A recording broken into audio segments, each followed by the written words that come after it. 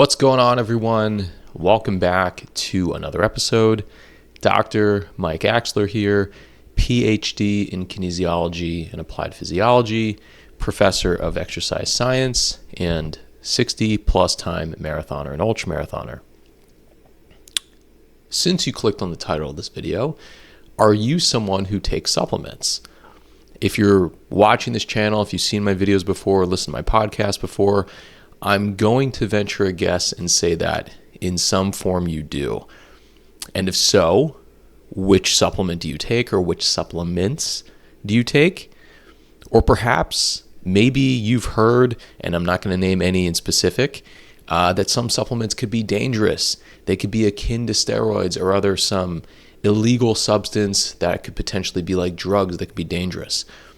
And further, are you someone who completely doesn't think that there's any real positive side effects from supplements and then they're going to break your bank account? Like, I'm interested to know what you've heard, because I've heard a lot of this in the past from different clients and different students. And the goal of today's video is really to be detailing some of the science-backed supplements which may offer potential health benefits and performance benefits, as well as those that should probably be avoided, either due to financial constraints, a lack of scientific data, and or just because of efficacy and safety. I'm not going to be able to cover everything I want to in this video today, so there will undoubtedly be a follow-up to this episode, as of course, new scientific information comes out. And that's the goal, right? To stay as up to date as possible and to keep advancing science. So this video is really for anyone who is curious about various supplements and this whole sports nutrition field, as well as those who may be athletes, who may be runners, lifters, hybrid athletes, and really just anyone looking to gain that extra edge. So if any of that sounds interesting to you, then let's continue on with today's episode. Number one, I bet you didn't see this one coming. This is going to be creatine, more specifically creatine monohydrate. Creatine monohydrate is one of the most researched supplements in all of sports science. To date, over 1,000 peer-reviewed studies have evaluated creatine with decades of data showing consistent performance-enhancing and safety outcomes. Creatine monohydrate is supported by leading institutions like the International Society of Sports Nutrition, or the ISSN, which calls it, quote, highly effective with an outstanding safety profile. Creatine has been proven to enhance factors such as strength, power, and lean body mass. Creatine does increase phosphocreatine stores intramuscularly, allowing for greater ATP regeneration during high-intensity efforts, which leads to increases in strength, sprint performance, and muscle mass. Further, studies detail that in resistance-trained individuals specifically, creatine, in addition to lifting, consistently leads to 2 to 3 times greater increases in lean mass and strength in comparison with those folks who just lifted without creatine alone. And I've done other videos on creatine before and the mechanisms of how it works if you want to check those out. Creatine also may support brain health and aging muscle. Creatine may boost cognitive function, especially under mentally fatiguing tasks or in sleep-deprived individuals. It's also being explored as a tool for neuroprotection and healthy aging. And this is one of my favorite kind of plugs for creatine monohydrate, to just kind of get your mind thinking and get your parents thinking, get your grandparents thinking. Maybe I'll look into this. If it offers potential neuroprotective effects with respect to Alzheimer's and dementia and a lot of those neurodegenerative diseases, perhaps this is something to look into. Further, older adults who supplement with creatine and resistance train, like talk about doing your homework, they do show improvements in muscular strength, muscle mass, and muscular function, which may counteract sarcopenia. Decades of research show no evidence of kidney, liver, or muscle damage in healthy individuals using recommended doses, even with long-term use. So there is no physiological need to quote unquote cycle off creatine, and maintaining steady intake is optimal for sustained benefits. Further on this, a daily dose of 3 to 5 grams per day does saturate muscle creatine stores in about 3 to 4 weeks' time without the need for loading. However, if you do want to load, which again you don't have to, around 20 grams per day for 5 to 7 days does speed up the process. And once saturated, maintenance doses of around 3 to 5 grams per day keep levels elevated, so there's no need to megadose or time perfectly around workouts. You just take it once a day. If you miss a day, it's not a big deal. You just get on it again the next day. Awesome. Second, beta-alanine. What do we know about beta-alanine? Beta-alanine increases muscle carnosine, buffering acid buildup during intense exercise. That's kind of the catchphrase there. So beta-alanine is going to combine with L-histidine, which is a type of amino acid, to form carnosine in skeletal muscle, which acts as an intracellular buffer, which helps to neutralize hydrogen ions that accumulate during high intensity exercise, which really helps to just delay fatigue. We had discussed high intensity interval training, sprint workouts, and the lactate and hydrogen ions, which do build up during that highly anaerobic activity. And it's not that lactate specifically, which causes that burning feeling, which makes us want to stop exercising prematurely. It is those hydrogen ions. It's going to be that increase of acidity which builds up, making us want to stop. But when we supplement with beta-alanine, we can last much longer during those repeat sprints. Beta-alanine is best for 1 to 4 minute efforts, to be a little bit more specific. So examples of sports or activities that you could really use this in are 400 to 600 meter runs if you're a track athlete. If you're a fast rowing athlete, I know those races are fast, as well as some CrossFit and Hydrox games. Performance benefits are most consistently seen in high intensity efforts lasting 60 to 100 to 240 seconds, so 1 to 4 minutes, where acidosis is a primary cause of fatigue. Beta-alanine has been shown to improve time to exhaustion, total work done, and peak power output in activities, as we had said, like rowing, sprint cycling, and mid-distance running.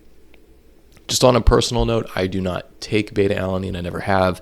I tried it once, and I'll talk about like the whole tingling and paresthesia. But this wouldn't really benefit someone who's just looking to get into the gym to increase hypertrophy and someone who's running marathons or ultra marathons. So I figured, why would I take it if I don't need it, right? Why potentially take something that might not be great long term, and also just why waste money? So that's just like adding form to function. If you're not competing in something very, very, very intense, that's like 1 to 4 minutes in length, perhaps it might not be for you, but that's up to you to decide. Beta-alanine may help with high-intensity interval training and repeated sprints. Because HIIT workouts and team sports involve repeated bouts of high-intensity activity, beta-alanine may enhance performance by buffering acid between bouts, which, as we'd said, improves your recovery and your work output.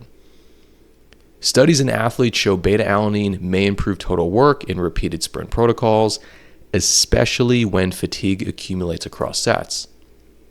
And one of my favorite running workouts that I do, and I always have my clients do on Tuesdays, are 2 minutes of hard running, followed by 2 minutes of walking.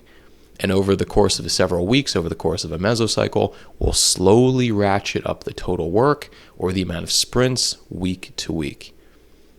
Anywhere from 4 rounds to 6 rounds to 8 rounds and all the way up to 20, which gets incredibly taxing. But this is an example of when beta-alanine may be beneficial. If you would like to sustain the high power output, the fast running pace, and potentially the wattage if you're like on a bike or something, having that intracellular carnosine there to buffer the accumulating acidity can really offer a competitive advantage. Beta-alanine does require loading, however, in the way of around 4 to 6 grams for around 2 to 4 weeks. So muscle carnosine loading is slow and dose dependent, meaning research shows around 4 to 6 grams per day for at least 2 to 4 weeks is needed for noticeable increases in intracellular carnosine and performance effects. And effects may continue improving for upwards of 12 weeks, especially in highly trained individuals. Now, it is time to talk about some of the side effects, and they're not really as bad as you would think. So the side effects is called paresthesia, and it is harmless. The tingling or flushing sensation, especially in the face and the arms, such as like I used to get them when I tried beta-alanine for a couple weeks. Got it in my triceps, I got it on the tip of my nose, my lips, and my like up near the cartilage in my ears. This tingling sensation is called paresthesia, and it is harmless, though it is dose dependent. It typically occurs when taking more than around 800 milligrams at the same time.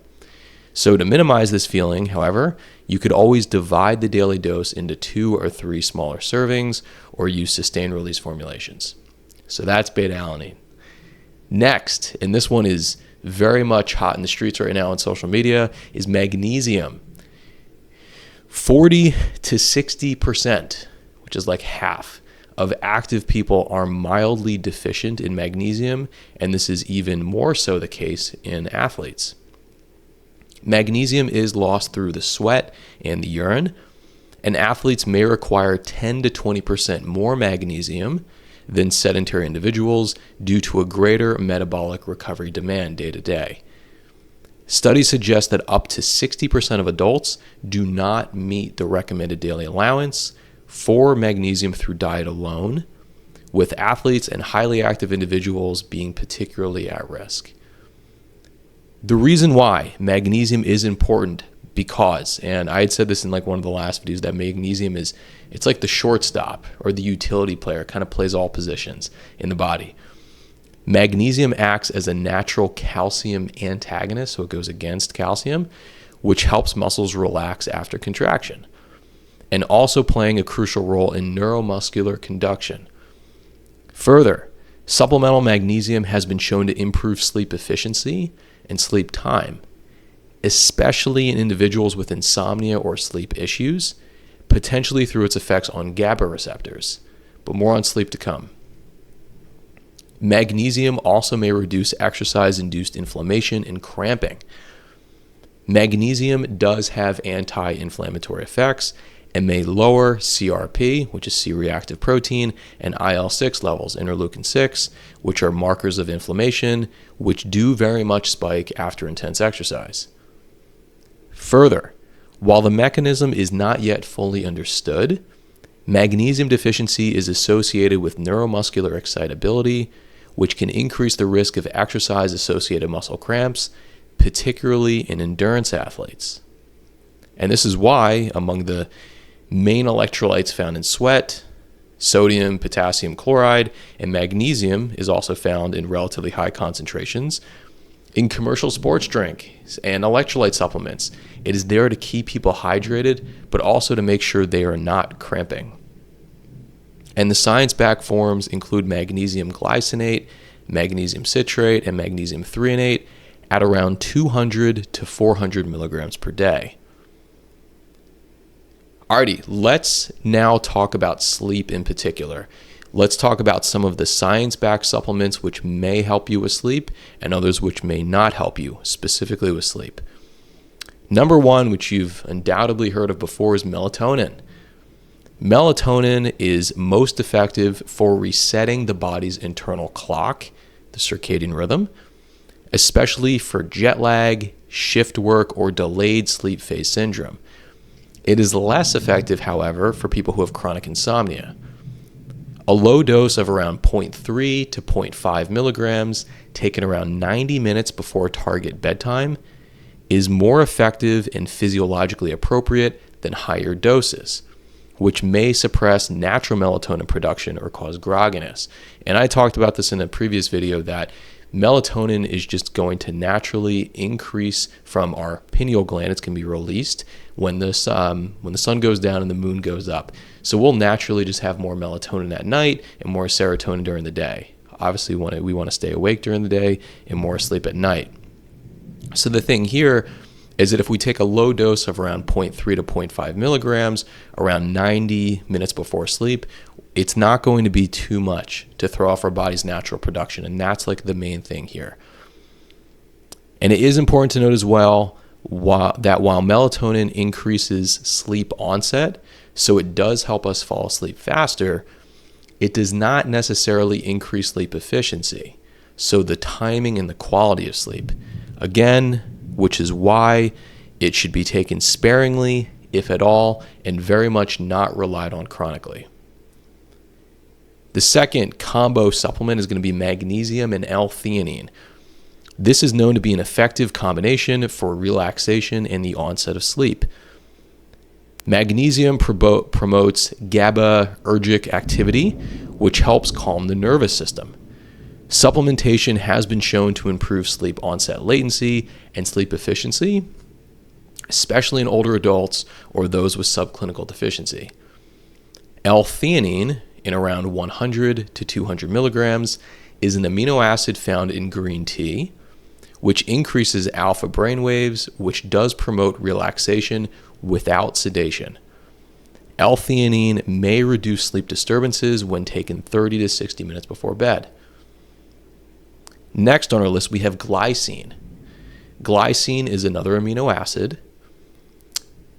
In order of around 3 grams before bed, may help to lower core body temperature, which facilitates faster sleep onset and improved slow wave sleep, which further leads to more advantageous recovery. Glycine supplementation has also been shown to improve sleep satisfaction in some studies, in addition to reducing next day fatigue and daytime performance, even in people with restricted sleep. Next, the next 3 on here are going to be pretty much a no-go with regard for what the science has to say about them. Valerian root. Valerian root is often marketed as a quote-unquote natural sleep aid, but the research is inconsistent. A systematic review in 2006 found no significant improvements in sleep latency or quality across most studies, possibly due to variations in extract type and dosage.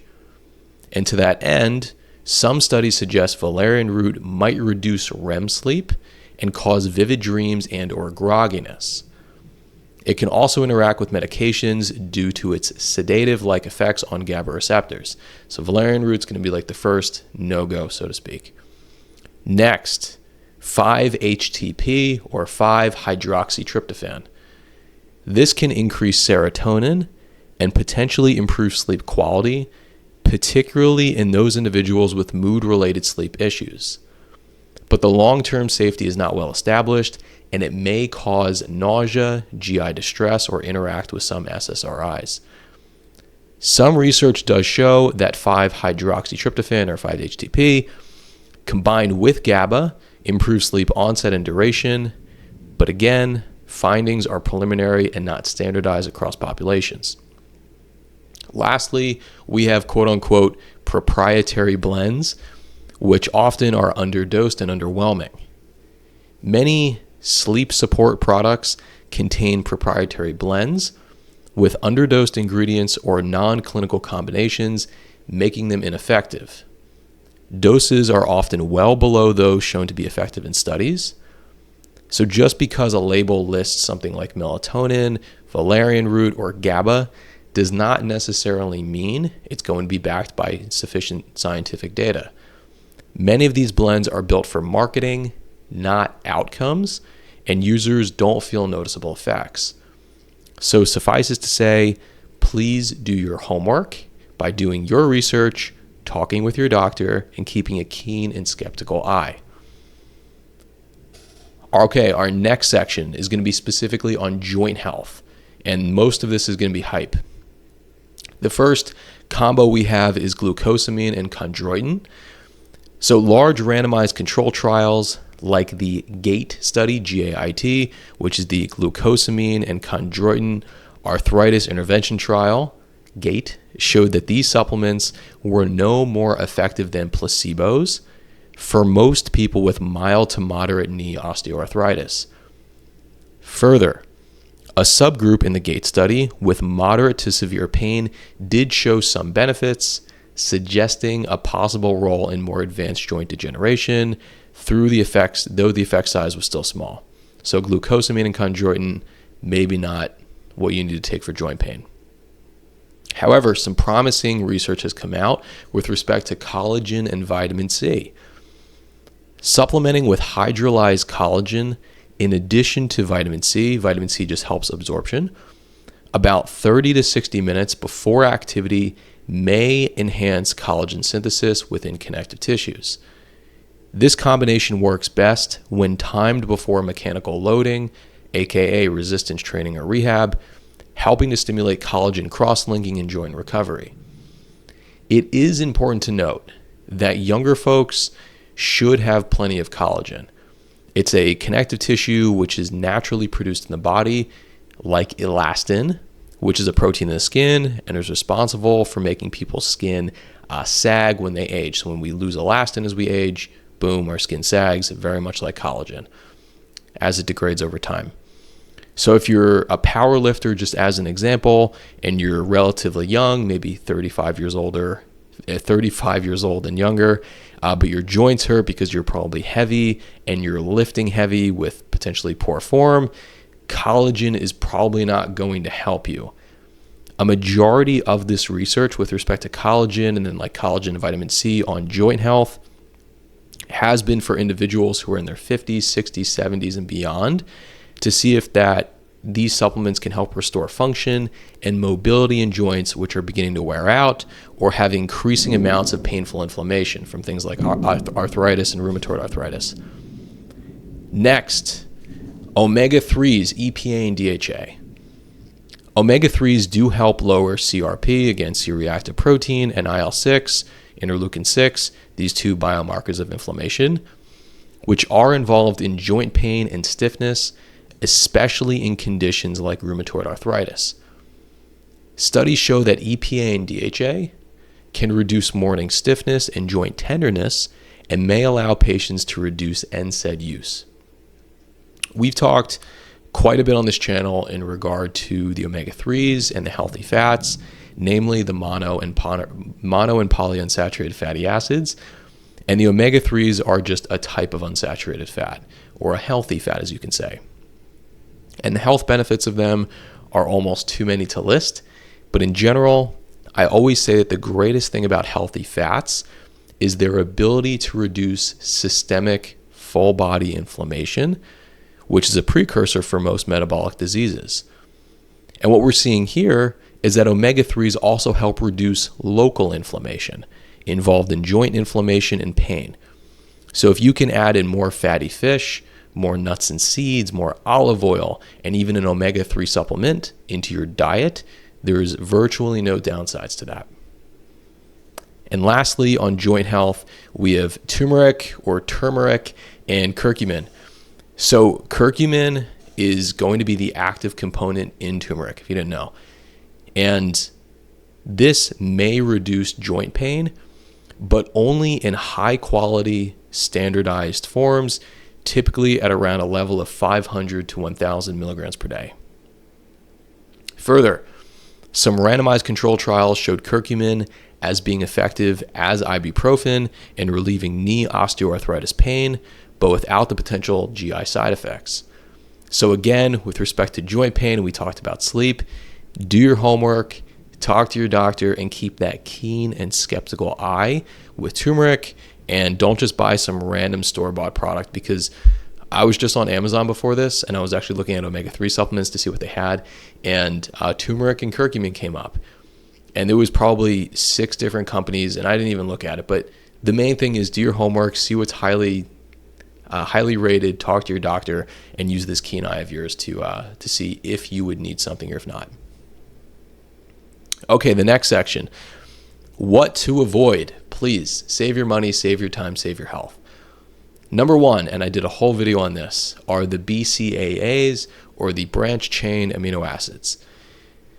Studies consistently detail that complete protein sources, such as that of whey, casein, milk, eggs, poultry, fish, meat, etc., already contain all essential amino acids, or the EAAs, including the BCAAs, the branched chain amino acids, in the optimal ratio and amount required for muscle protein synthesis. When dietary protein intake exceeds 1.6 to 2.2 grams per kilogram per day, so additional BCAA supplementation provides no added benefit. While leucine, the amino acid, which is the main amino acid in the branched chain amino acids, is going to be the main trigger for muscle protein synthesis via mTOR activation, which I talked about in the last video. BCAAs alone lack the full amino acid profile required for sustained muscle building. A 2017 study found that BCAAs alone only stimulated around 50% of the muscle protein synthetic response compared to a whole, complete protein like milk, eggs, and whey. And if you want to watch a full rundown on this topic, I did a video a couple months ago specifically on BCAAs, and I feel like I always bring up protein in almost every one of my videos. Next, fat burners. These are going to be loaded with stimulants. They are rarely effective and potentially harmful. Most commercial fat burners contain caffeine and other stimulants, potentially like yohimbine or synephrine, which may slightly increase energy expenditure by maybe around 100 calories per day, but don't meaningfully affect fat loss unless paired with a caloric deficit. Fat burners are one of the top categories linked to ER visits from supplement use. They can elevate your blood pressure, increase your heart rate, and may be contaminated with banned substances or mislabeled ingredients. I've talked about this in past videos as well, that in order to burn more calories, be in a caloric deficit, and therefore drop body fat, NEAT, or non-exercise activity thermogenesis, is one of the easiest and most effective ways of achieving this, as well as just the safest and most natural. So walk more, fidget, get up and get a walking desk. Just don't spend too much time sitting. Move around more. Again, we've got several videos on this channel all devoted to fat loss and NEAT, so go watch them. And lastly, on what not to waste your time and your health and your money on are proprietary blends. So when a supplement lists a proprietary blend, they're not required to disclose the exact dose of each ingredient. This allows companies to sprinkle in tiny, ineffective amounts of popular ingredients just for marketing purposes, such that an FDA regulation may note something along the lines of, the individual ingredient amounts can be hidden under a blend provided the total weight is listed. For many ingredients like creatine, beta-alanine, or citrulline malate, minimum effective doses are well established in research, whereas proprietary blends often include just a fraction of the effective dose, meaning users are getting a placebo at best. So make sure to take note of those BCAAs, the proprietary blends, and the fat burners. They're probably not going to be worth your time, money, or health. So to land this plane, to conclude today, just start with the basics. Quality food from a whole food diet, sleep, and training. Just get up, run, lift, eat your one ingredient foods, and sleep well, and you'll be fine. Do this consistently. You can use scientifically backed tools such as creatine monohydrate, magnesium, glycine, collagen if needed. However, don't waste your money on the quote-unquote shortcuts, which are not backed by years of scientific research. And also, as the name implies, use supplements to support, not to substitute within your daily diet. And get labs if you're unsure if you could be deficient in magnesium or vitamin D, because some people may be deficient depending on where you live in the world and what time of year it is. So talk to your doctor, get your labs done, and see what you can do about that.